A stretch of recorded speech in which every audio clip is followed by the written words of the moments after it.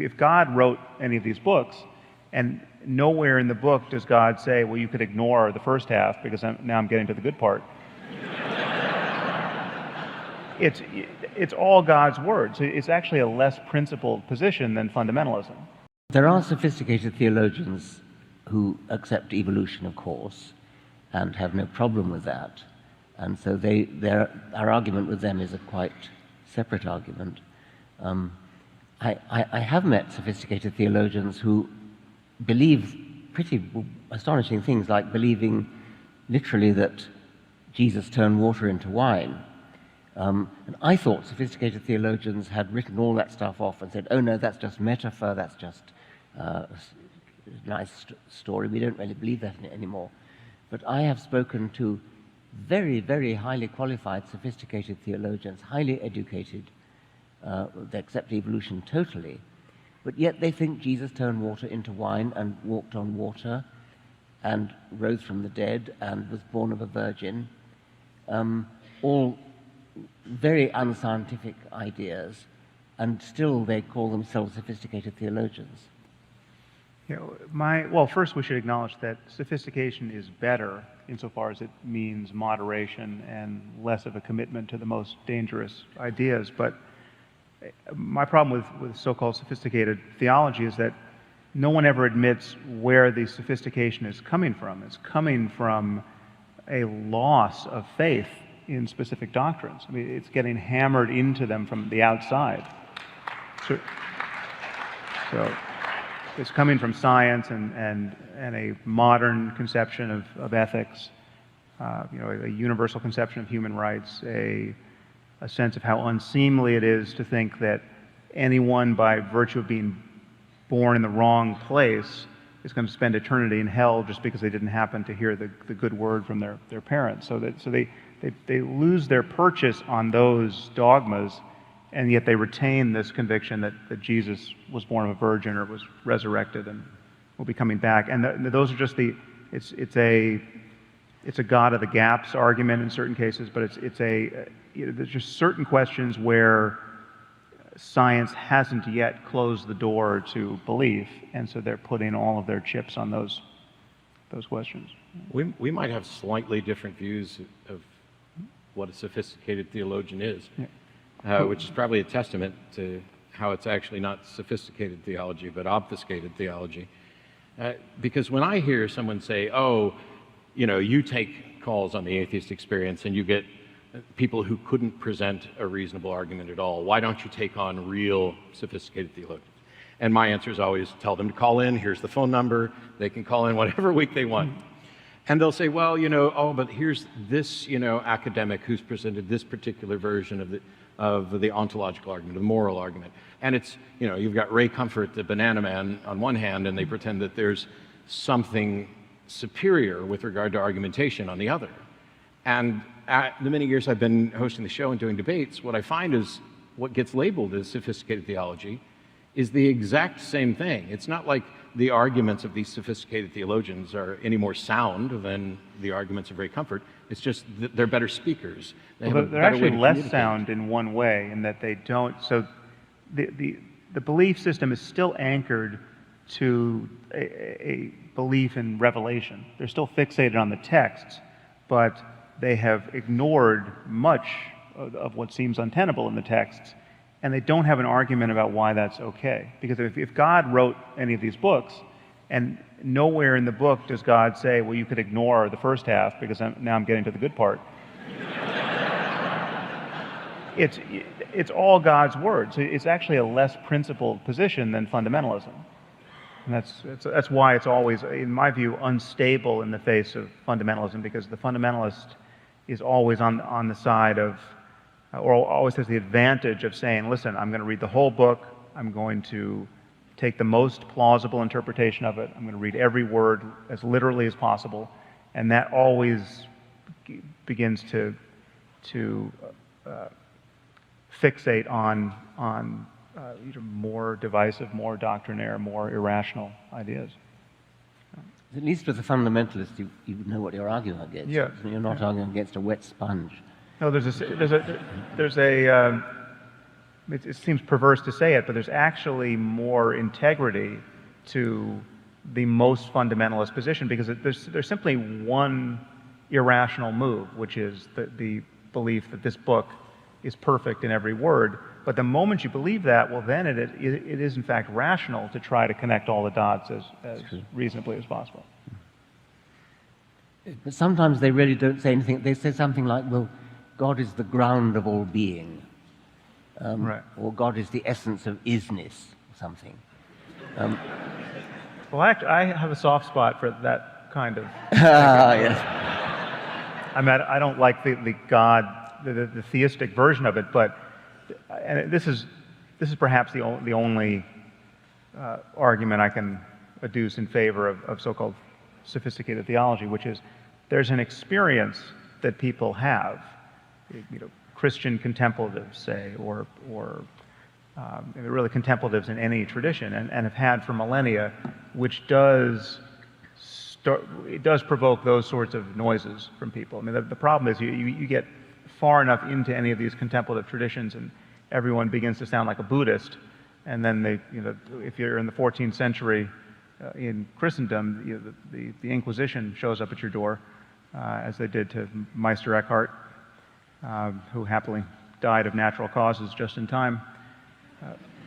But there's an experience that people have of losing their sense of self, say, and feeling at one with the universe or the world, or having some kind of ethical, just a full ethical reboot of their hard drive where they feel love that they didn't know was possible, right? A kind of self-transcending love. Yeah, I'd enjoy that, I think. Yeah, well, yeah, so... I'm not sure I would. We can help. And I'm not sure that it's a good... What is it that's a good thing about losing one's sense of self? That's a big question. Well, when you look at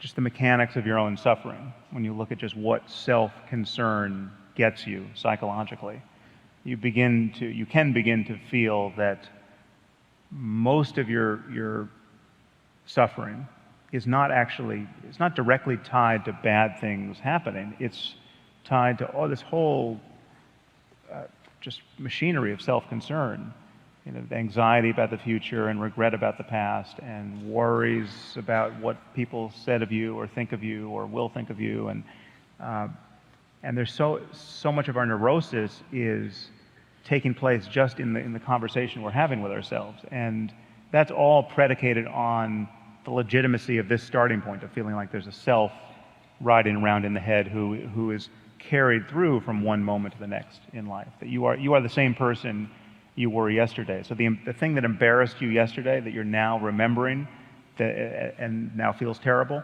that it's the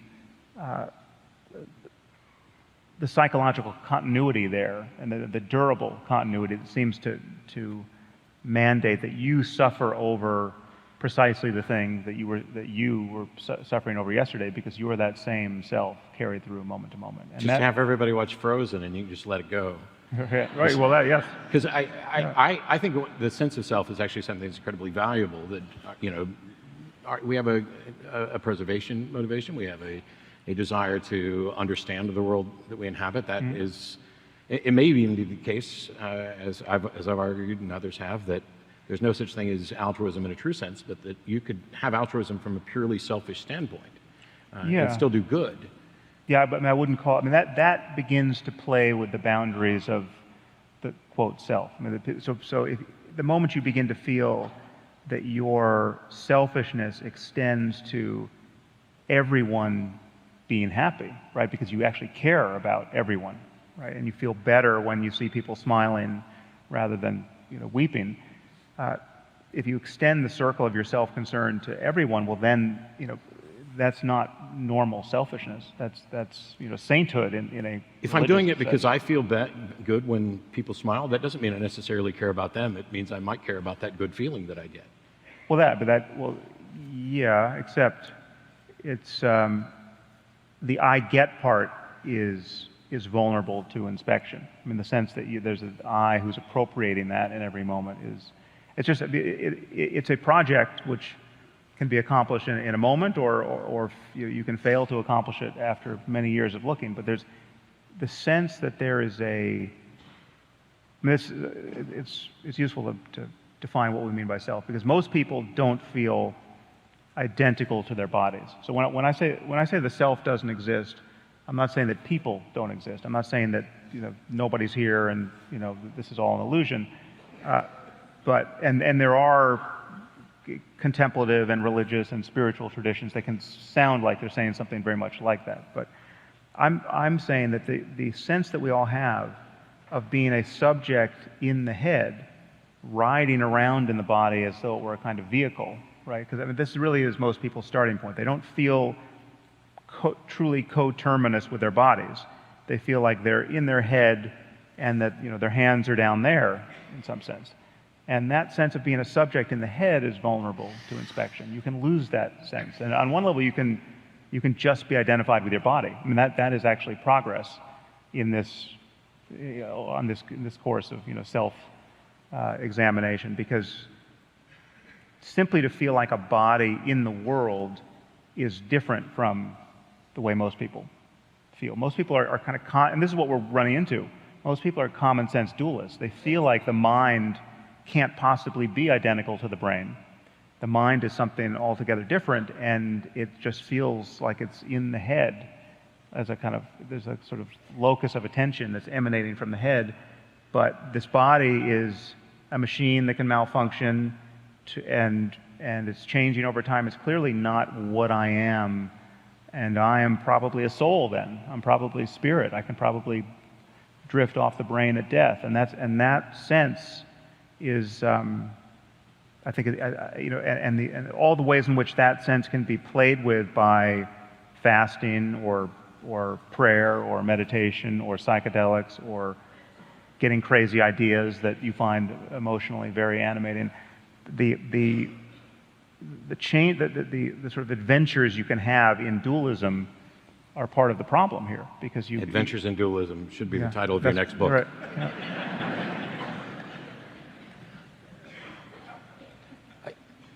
I didn't know if you want to jump in on that at all. I have nothing to contribute, no. Yeah.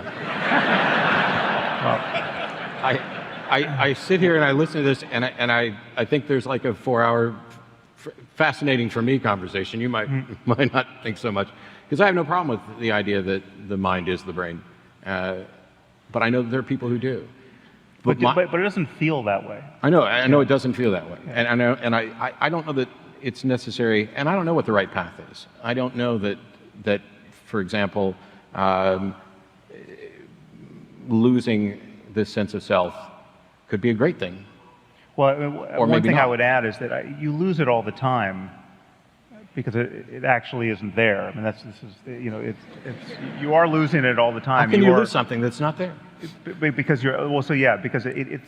it always seems there retrospectively, but when you're really paying attention to something, when you're so-called lost in your work, or you're lost in some athletic task, or you're just lost in thought. You're thinking about something and you're not aware that you're thinking. That we're constant. This sense of our own kind of central presence in our heads is constantly being undercut by attention being diverted to something out in the world or to some experience, and you can become increasingly sensitive to how it's being interrupted. I would love to get to the truth, and I love the fact we're on the pursuit, but irrespective of what the truth is, Richard, something like consciousness, which we still, some would say we understand and some would say we don't. I think we don't. But what would be the evolutionary advantage in the process by which we get to consciousness as we have it, as we seem to have it, that might distinguish us from other animals? It's a big mystery, because you could build an animal which did all the sophisticated things animals have to do, hunting for food, avoiding predators, looking for mates, doing everything that an animal has to do in order to survive and propagate its genes. And I don't think it would have to be conscious at all. I think it could all be done in the way that a computer would do it. I mean, when you talk to Siri or Alexa, they sound conscious, but you know they're not. And for an animal to survive with a nervous system, it doesn't, it seems to me, need to be conscious. And I'm really glad I'm conscious, and I'm pretty sure you are as well. I mean, I think other people. I'm not a solipsist, but I do find it a bit of a mystery why we have consciousness at all. Yeah, yeah. I would agree. I mean, I think it's, as I wrote somewhere, it's the one thing in this universe that can't be an illusion, including the universe. I mean, this universe could be a simulation on some alien hard drive. Or I think Descartes said something similar. Yeah. Although I got 40 emails last week that says we've proved that that's not true, and I don't necessarily buy those emails either. Yes, that's exactly what the simulators would say if you were.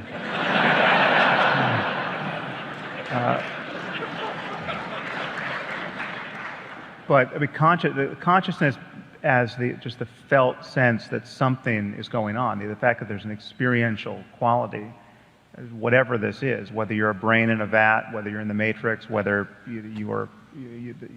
consciousness is being produced by information processing in your head, as seems reasonable to believe. Consciousness is always the first fact before any other facts can be discussed.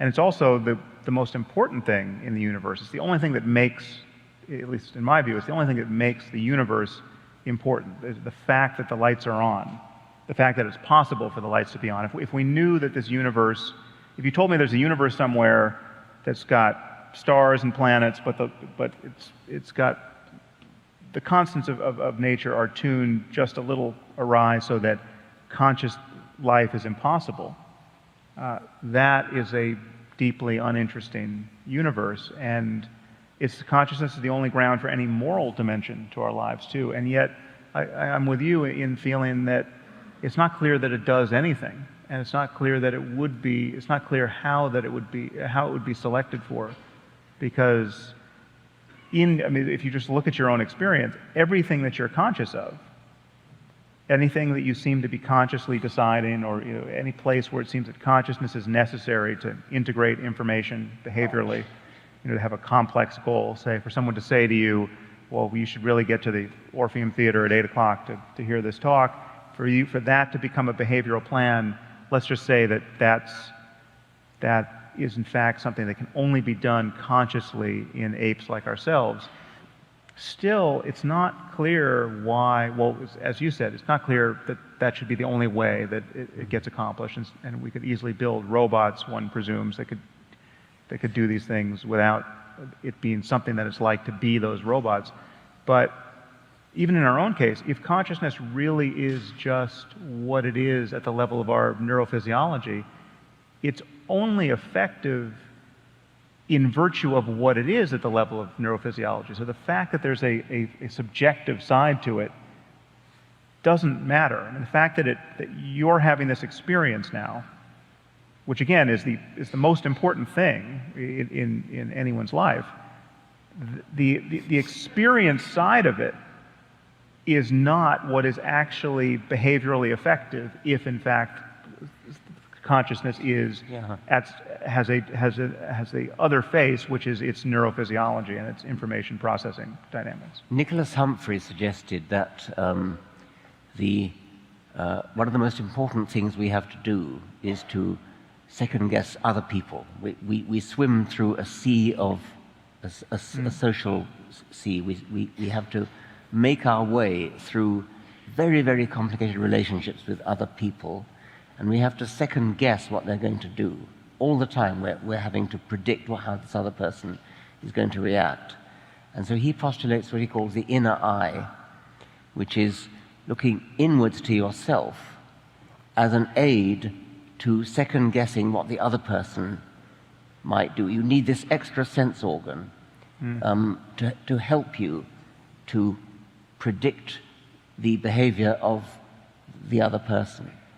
I still don't think that does it. Somehow I wouldn't have been as surprised by the last presidential election if I was doing that correctly. Yeah, and I was here before the election and predicted that there was no way Trump could win. And as somebody who occasionally pretends to read minds and make predictions for a living, boy, was that a mistake. I think what Richard's talking about is something that I've heard elsewhere is the intentional stance. What if it's the case that consciousness, which gives rise to this sense of self, in a way that goes beyond mere self-reflection and consideration, leads us to connections with other people? And this is what provides the evolutionary benefit.